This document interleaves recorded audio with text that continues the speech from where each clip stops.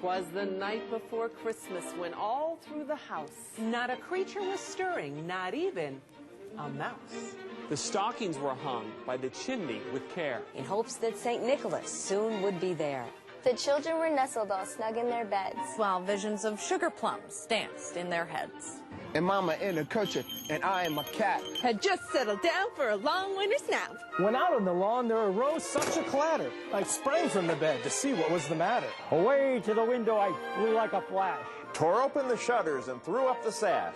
The moon on the breast of the new fallen snow gave the luster of midday to objects below. When what to my wondering eye should appear but a miniature sleigh and 8 tiny reindeer, with a little old driver so lively and quick.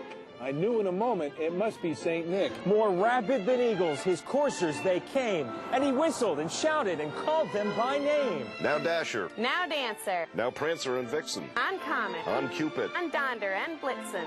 To the top of the porch, to the top of the wall. now Dasher, Dasher, as dry leaves that before the wild hurricane fly. When they meet with an obstacle, mount to the sky. So up to the housetop the coursers they flew, with the sleigh full of toys and St. Nicholas too. And then in a twinkling I heard on the roof the prancing and pawing of each little hoof. As I drew in my head and was turning around, down the chimney St. Nicholas came with a bound. He was dressed all in fur from his head to his foot, And his clothes were all tarnished with ashes and soot.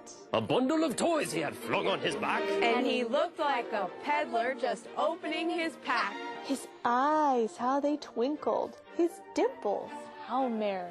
His cheeks were like roses, his nose like a cherry. His droll little mouth was drawn up like a bow. And the beard on his chin was as white as the snow. the stump of a pipe he held tight in his teeth, And the smoke, it encircled his head like a wreath.